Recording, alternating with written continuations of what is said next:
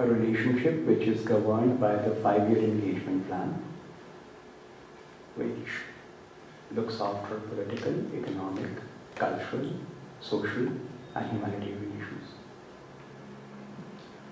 And then you come to Russia. Our relationship with the Russians, with the Soviet Union, starting from a time when, after the Badabir incident in the 60s, a line was drawn against the city of Pakistan, and Khrushchev said that he wanted to remove that country, this particular country, from the face of the earth. So the last few years have seen a very positive trajectory in the relationship with Russia. Today, like I said, in the vision of the Prime Minister, we want to have good relations with all the countries of the world. So the relationship with Russia is on a positive trajectory. When we look at the Central Asian republics, they've got a lot to offer. And likewise, we have a lot to offer to them. Because when you look at the world today, it's become a very small place. It's no more a world where you can't reach out to people.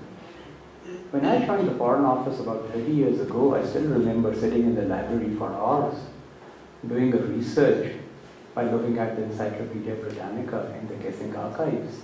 But today, at the click of a button, you have everything. So connectivity, links, energy. I think those are the things which we are now looking at. And when we look at the Central Asian republics, we look at various pipelines. We look at what the world actually requires today. It's the linkages, it's the connectivity which really counts. Middle East has always been a region with which Pakistan has had extremely good ties. But unfortunately, it is in turmoil. You have the ISIL, or ISIS, or Desh. It's got many names. But it's neither a state, nor a caliphate. It's basically a terrorist organization. It basically aims to bring about a lot of discord and a lot of destruction. So there is always a quest of peace in the Middle East. And you will see a bullet which says increase our trade. Yes, that is the desire of Pakistan, because we, despite very good political relationship with countries in the Middle East, we feel that the trade has not reached its true potential. And then, right in the beginning, I mentioned about the Pakistani community. Out of the 7 million Pakistani community which is living abroad, 3 million are based in the Middle East. So obviously we have to look after their interests also. Africa is a continent which is very dear to my heart because I served there for 3.5 years. I opened Pakistan's first mission in South Africa. And it is a continent in which we have a number of embassies, and we want to increase our relations and our trade to about the $5 billion mark. And we are moving slowly on track towards it. With the Asia and Pacific, we want to deepen our cooperation with the Asian countries. Obviously, from the trade point of view and also from the strategic point of view. When we come to international organizations, I think you will be a bit surprised that Pakistan for years was the largest contributor to the peacekeeping forces of the UN. I think we have slid down to number 2 at this point in time, but I stand corrected over here. So we are personnel, whether they are from the forces or they are from the paramilitary, what you can call the police services, they have played a very significant role in peacekeeping operations everywhere in the world. As far as the UN is concerned and other international bodies, we aim to play a constructive role in these bodies. Our aim is that any future expansion of the UN and the UNSC reforms, they should be based on merit. They should not favor a particular country or a group of countries. And the reforms should be across the board so that it satisfies people. We, as you are well aware, are a member of the UFC, United for Consensus. So I'll stop here saying about the international organizations, and we can take it up in the question-answer session. So like I promised that I will try to conclude in about 20-25 minutes. So, well, what do we want? We want a peaceful neighborhood, good relations with everyone, so that we can move ahead in our march for social and economic development. Because conflict, crisis, inhibits social economic development. So unless and until there is peace, you cannot actually increase the welfare of the people. That's the first thing. We have to work towards economic development and prosperity. That is the key. As per the vision of the Prime Minister, we have increased our spending on education from the 2.5% of the GDP, and we are moving towards close to 4% of the GDP. Because we feel that the more children you put in school and the more people you put into colleges and universities, the richer the nation becomes. Because knowledge is power. We aim to work towards world peace. Because in today's world, there are so many conflicts which are not bound by borders. The problem of drugs, the problem of terrorism and extremism, the problem of intolerance, they have no borders. How can they? They are everywhere in the world. So unless and until the people in the world, they join hands, and unless and until the nations, they join hands to eradicate these menaces, they will continue to haunt us. And I think we all owe it to our future generations, to our children, to our grandchildren, to make the world a safe place to live in for everyone. And then we need to strengthen the international institutions, because without strengthening international institutions, you will never have a framework to put things in order. Thank you very much for your patient listening, and well, now we can have a very interactive session. Thank you very much.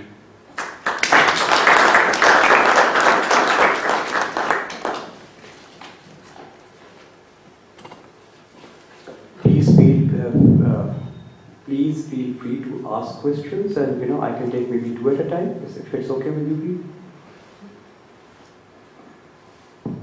Okay.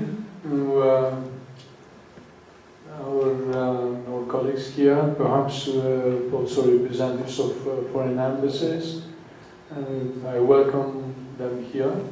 But also for our colleagues who would like to learn more about Pakistan foreign affairs, foreign policy.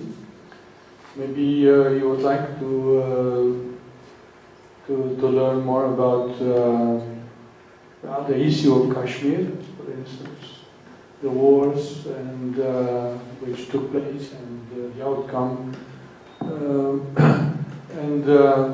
Well, perhaps if I can start with with some issues, to add some issues for this debate.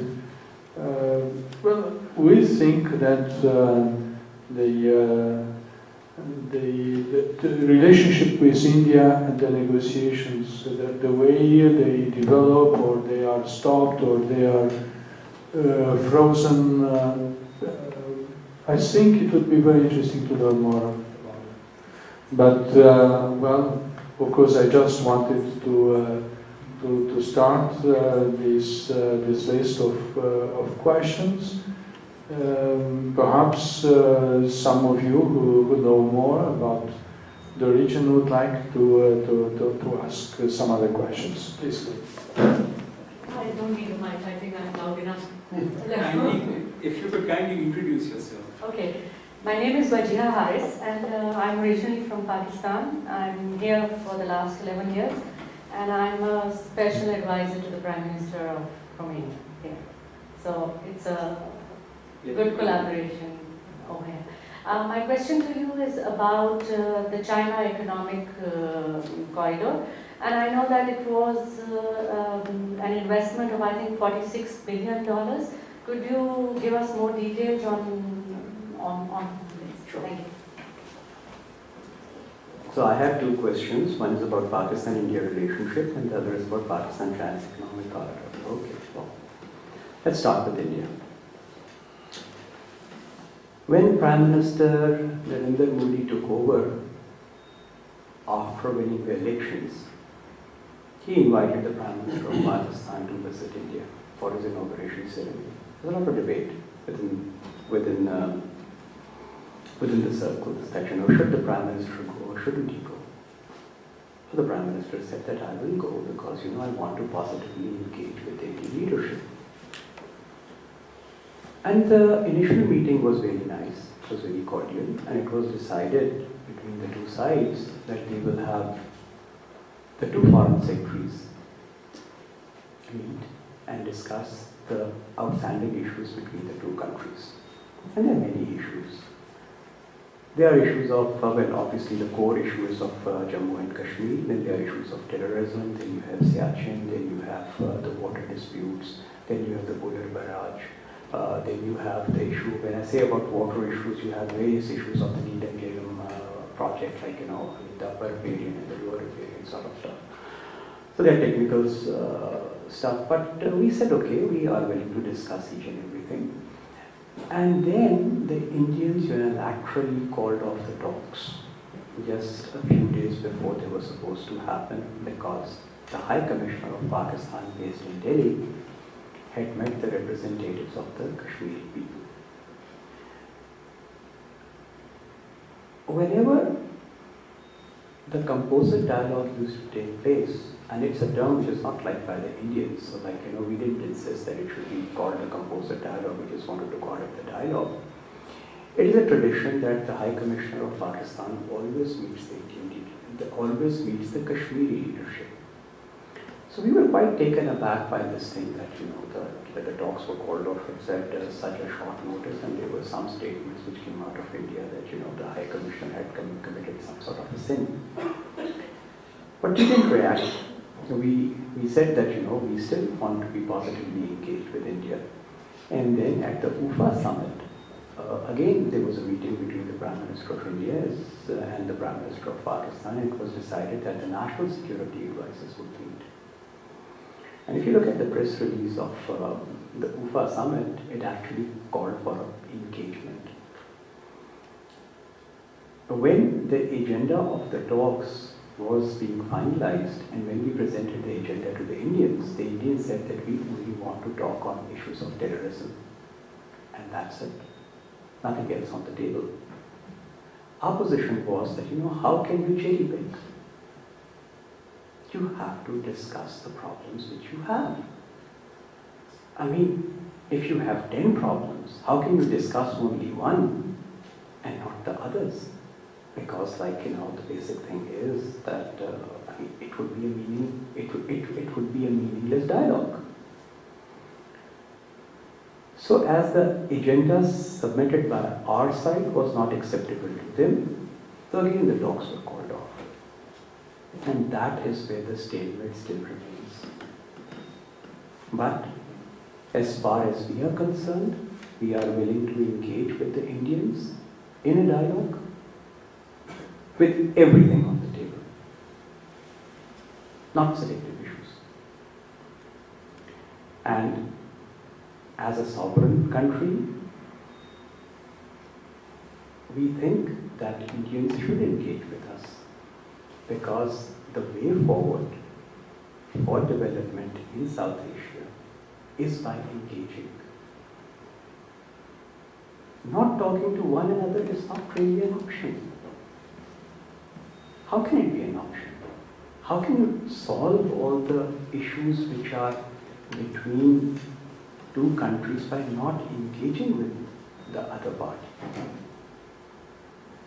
So we hope that the Indians will accept this thing and we will be able to discuss all the outstanding issues with them, because from our side, we want a meaningful engagement. We want an engagement in which issues should be settled. I know they are complex and complicated issues, and it'll be absolutely ridiculous to say that in a couple of meetings all the issues can be settled. But you can make a way forward. You can move forward, and I think that is what everybody is looking at. So we are there, and whenever they want to ask us to get into a dialogue, we will get into a dialogue with them. But a dialogue with all issues on the table. That is about the Pakistan-India relationship and about the Pakistan-China economic corridor. Where the Pakistan-China economic corridor is a corridor which is all about connectivity. It talks about links which are railroad, roads, fiber optics. Now, along these, you also are looking at development of what you call as special economic zones. And in these special economic zones, there are going to be investments. You spoke about the $46 billion thing. It's not that the Chinese are giving you the money, it is the pledge. Some of it is soft loans, some of it is that some of the parties are going to bring it in. So how do you develop this particular corridor? Now this corridor, if you look at Pakistan, unfortunately I don't have a map, it actually stretches all the way down from the Gwadar Road, goes all the way up to the Karakoram, through the Karakorams and into the western provinces of China. What is the aim? The aim is economic prosperity, not only in Pakistan, but also in the western provinces of China, which are not developed to that level, where development pattern is in the rest of China. And then, if you look at this particular corridor, for the sake of convenience, what we have done is that we have termed some of the projects, or rather we started working on the projects which we gave a name to as the early harvest projects. And the early harvest projects are the projects which are using to some degree the existing framework which is already there on ground, the infrastructure.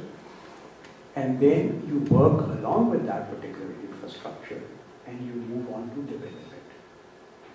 So that is the key concept behind the corridor.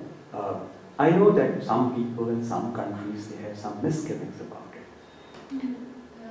I'm interrupting you. My question was, I think my understanding is that this corridor for China is because it's a landlocked country, so I think their bigger objective is that they use Pakistan to enter and to move to the rest of the world, at least in Europe. I was more interested to know, do you think that? Well, obviously, when you talk about connectivity, yes, it does come down all because the way. after Pakistan there is water. Yes, absolutely there is water. And then And for that reason, if you look at it, one of the major things in the corridor is the development of the Gwadar port. Right. Because the Gwadar port is a deep seawater port, and a lot of people think that it's going to be the next Dubai, because it is a port which from where you can virtually reach out to the Middle East, as well as you can actually reach out to Europe. So in a way, obviously yes, it is a way from China. It is a way for China also to go to the waters. Yes, exactly. And when I say it is connectivity, actually connectivity is not only from this side. If you look at the old concept of the Silk Route, Yes. it also transits through the Central Asian republics and goes all the way up to Europe. So I think what in future is going to be, the future is going to be this connectivity thing. But for any of these projects, fine, as far as Pakistan-China economic corridor is concerned, this thing will obviously be successful because you have got no divergences between the two countries. It's all a matter of convergences. But when you like to take it through the Central Asian republics, or when you like to when you later on try to talk about the various pipelines which are going to be flowing in the region, for that it is imperative that you have peace in Afghanistan. Unless and until you don't have that, I don't think so there is much, because when this morning when we had these discussions, we started talking about the Tipi pipeline project. Tipi pipeline project basically translates to Afghanistan. If there's no peace in Afghanistan, fine, the Indians obviously can benefit of it. We can benefit from it, but we can only benefit if the gas flows. If there is no gas flow, nobody benefits. So that is right. It is when you talk about connectivity is a very important thing. And yes, obviously reaching the warm waters is also key. I do agree with it to a great extent that for meaningful economic development for any country, you actually have to reach out to the rest of the world. Yes. Yes, please. Well, excuse me, this is the map of the corridor. And if I can add, well, you can see that there is a real interest for having the eastern part of China connected through all Pakistan to the sea. Yes. So it is. The sea I knew, but Yeah. after the sea I was thinking if somewhere we can benefit where we are right now. Absolutely. One day. I would just like to add something, that in the last couple of months, there has been a lot of interest. As the corridor has now started moving, there is a lot of interest from a number of countries to be associated with a lot of development projects along the way of that particular corridor. Because everybody knows that once this is developed, it's not going to be beneficial only for two countries. And if it's in the deep sea. Exactly. So it's going to benefit a lot of people. In fact, there is a study, but don't quote me on the figure. But there is a study which says that once this particular corridor is completed, one, it's a multi-billion-dollar thing, and then once it's completed, it will benefit close to about 8 billion people. So you can it's not something which is going to happen overnight. It's going to take place in the next 15 years or so. But the projects which I spoke about, like the development of the Gwadar port, these economic zones and all, they are the early harvest projects. Yes. Ambassador, regarding this corridor, have you evaluated the ecological impact on the Karakoram segment? Is my first question. And the second, what is the real role of the high-ranking military and secret services chiefs in your country, in running the power of your country?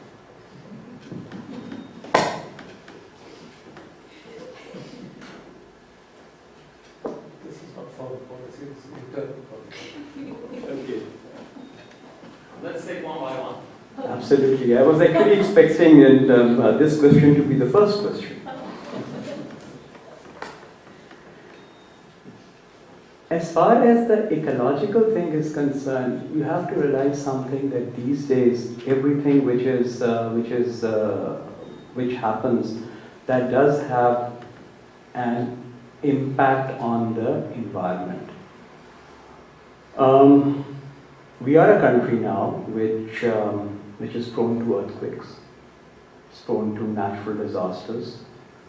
So we are not doing anything dramatic or drastic as far as the corridor project is concerned.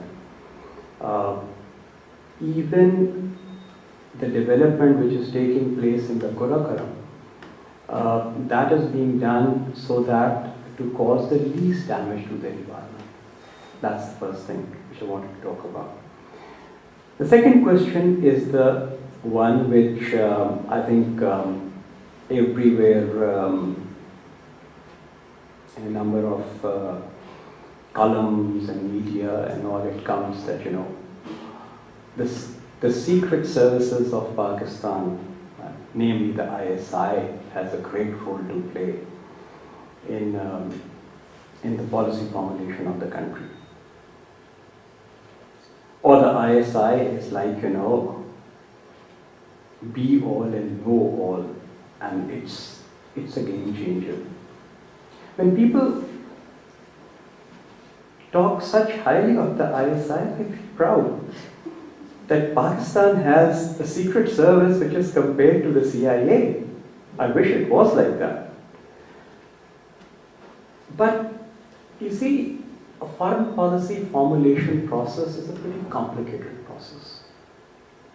It's not that you just get the inputs from people like me sitting at the foreign ministry. I am only a part of that process. Inputs come from everywhere. They come from the intelligence agencies, they come from the establishment, they come from the politicians, they come from the social media, and they come from the people of Pakistan. Gone are the times when the foreign policy formulation process was the domain of only a few individuals. And here I speak with complete conviction. If you look at most of the major decisions which were taken in the last year or so, or maybe the last 2 years in Pakistan, they have always been taken by bringing people on board. When we formulated the military courts to deal with the terrorists and the extremists, it was done by an act of parliament. It wasn't done by two individuals. It was done by an act of parliament by getting all the political parties to agree on it. For that reason, the military courts were established by an act of parliament which is known as the 21st Amendment, and it has a sunset clause. They just finished to work after a period of 2 years. End of the story. So when you look at the foreign policy process, yes, you have inputs from everywhere. I mean, think of any country who can have a foreign policy without any intelligence inputs. I don't think so that's going to be the case. But like to just say that, the foreign policy of Pakistan is run by quote unquote the ISI, I think that would be a completely wrong statement. But at the same time, yes, there are inputs from all the people who come in.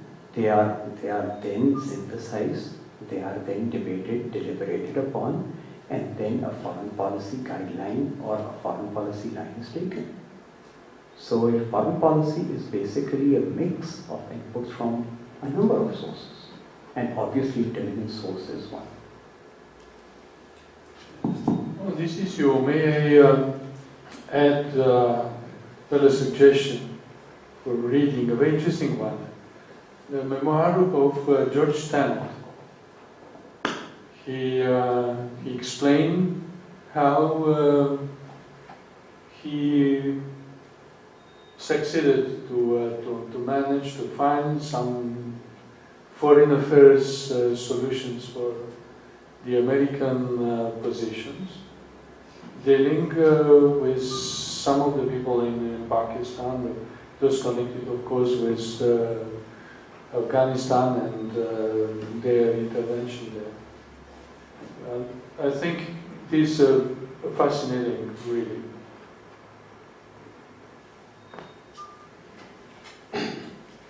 My name is George Sawika. I'm known in Pakistan as George, but not George of Romania. From Romania, not of Romania, sorry. Yes, sir, I have been ambassador to your great country. And I'm very happy that His Excellency the Ambassador got the promise from you to come to Romania. And it's very nice that you kept your promise. Another small observation is about the scale of your diplomatic staff. Not always is the question of quantity, is the question of quality. And I think listening to you, we have a very good answer to this question. Well, you see, now coming to the question. You have been speaking about all your neighbors, but I haven't heard too much about Iran. So from this point of view, I would like to know the Iran, Afghan, India, Afghan dimensions. How would they affect the big role of Pakistan as a as a player, as a very important player, and particularly from the security point of view? Thank you very much. Next question, please. Okay. Mr. Ambassador, my question is, excuse me, if you personally believe in President Obama peace plan in Middle East, and if Pakistan has a long-time vision about stabilizing Middle East. About Middle East stabilizing. Okay, sure. Thank you. And another question? You have? Yes, hello. I listened carefully your speech, and I really admire your diplomatic spirit when you talked about the relations with the US, between Pakistan and the US. And you briefly mentioned that you have divergences and also controversies, but you intend to focus on minimizing the divergences. I have two questions for you. First is, can you give us some examples where the positions of the two countries are divergent? And second, what are Pakistan's expectations from the new US administration to be taking office next year? Thank you. Okay, let's start with Iran. Iran is a country which is okay, let me start with first Pakistan-Iran relationship. It's a relationship which is complex, but it's a relationship with which we have lived with for a very long time. It's a relationship which is strong, but you cannot say that it doesn't have some frictions in it. The Prime Minister, as well as the leadership, wants to engage with Iran. We are extremely happy at